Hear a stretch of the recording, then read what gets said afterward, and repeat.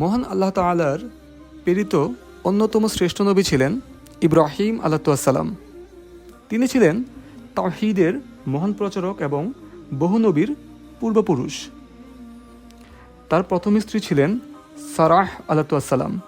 দীর্ঘদিন তাদের কোনো সন্তান ছিল না। পরে আল্লাহর নির্দেশে ইব্রাহিম আলাইহিসসালাম দ্বিতীয় আরেকটি বিয়ে করেন, হাজরাহ আলাইহিসসালামকে।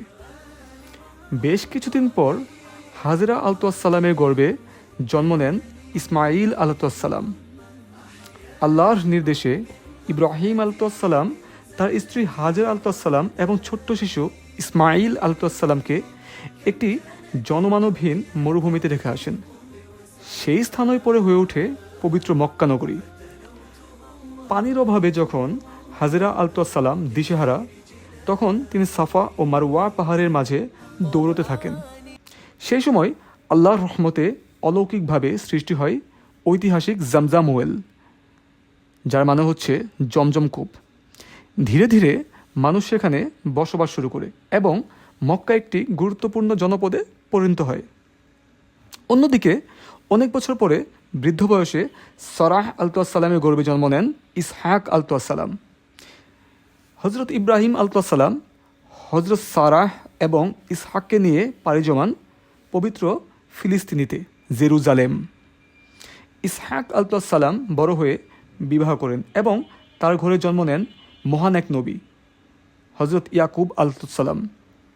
ইয়াকুব আলাইহিসসালামের আরেক নাম ছিল ইসরাইল, তাই তার বংশধরদের বলা হয় বনি ইসরাইল। ইয়াকুব আলাইহিসসালামের 2 জন স্ত্রী ছিল এবং 12 জন পুত্র ছিল। ইয়াকুব আলাইহিসসালাম 2টি বিয়ে করেছিলেন। তার 2 স্ত্রীর নাম ছিল লিয়া এবং রাহেল। এই 2 স্ত্রীর ঘরে তার মোট 12 জন পুত্র জন্ম নেন। তারা হলো রুবাইল, শিমন, লেবি, ইয়াহুদা। এই নামটা একটু মাথায় রাখবেন। দান, নাফতালি, গাদ, আশের, ইসসাকার, জাবালুন এবং শেষের 2 জন হলেন মহান এক নবী ইউসুফ আলাইহিসসালাম এবং তার ছোট ভাই বিনয়ামিন। ইউসুফ, যার জন্য পবিত্র কোরআনে একটি বিশেষ সূরা আল্লাহ সুবহানাহু ওয়া তাআলা নাজিল করেছেন। ইউসুফ আলাইহিসসালামের জীবন ছিল খুব কষ্টের, সে সম্পর্কে একটু পরে আলোচনা করব। ইউসুফ আলাইহিসসালাম এবং বিনয়ামিন ছিলেন একই মায়ের সন্তান, রাহেলের ঘরের সন্তান। একদিন ইউসুফ আলাইহিসসালাম একটি আশ্চর্য স্বপ্ন দেখলেন। তিনি দেখলেন 11টি তারা, সূর্য এবং চাঁদ তাকে সেজদা করছে।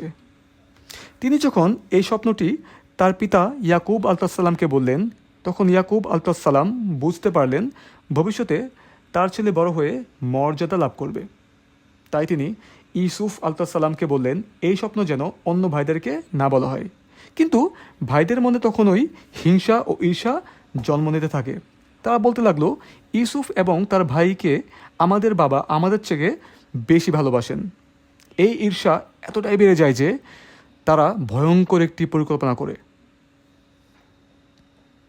একদিন তারা ইয়াকুব আলাইহিসসালামকে বলল, বাবা, ইউসুফকে আমাদের সাথে খেলতে যেতে দিন। অনুমতি পাওয়ার পর তারা তাকে বনে নিয়ে যায় এবং একটি গভীর কূপে ফেলে দেয়। তারপর তারা একটি মিথ্যা গল্প বানিয়ে ইউসুফের জামায় পশুর রক্ত লাগিয়ে বাড়িতে এসে বলল, একটি নেকড়ে ইউসুফকে খেয়ে ফেলেছে। কিন্তু হজরত ইয়াকুব আলাইহিসসালাম বুঝতে পারেন এটা মিথ্যা। তবুও তিনি ধৈর্য ধারণ করেন এবং দীর্ঘদিন কাঁদতে কাঁদতে তার চোখের দৃষ্টি হারিয়ে ফেলেন। অন্যদিকে আল্লাহর রহমতে একটি কাফেলা সেই কূপের পাশ দিয়ে যাচ্ছিলেন। তারা ইউসুফ আলাইহিসসালামকে উদ্ধার করে মিশরে নিয়ে যায়। পরবর্তীকালে আল্লাহ ইউসুফ আলাইহিসসালামকে অসাধারণ জ্ঞান ও মর্যাদা দান করেন। তিনি মিশরের উচ্চ পদে অধিষ্ঠিত হয়। বহু বছর পর দুর্ভিক্ষের সময় তার ভাইরা খাদ্যের সন্ধানে মিশরে আসে।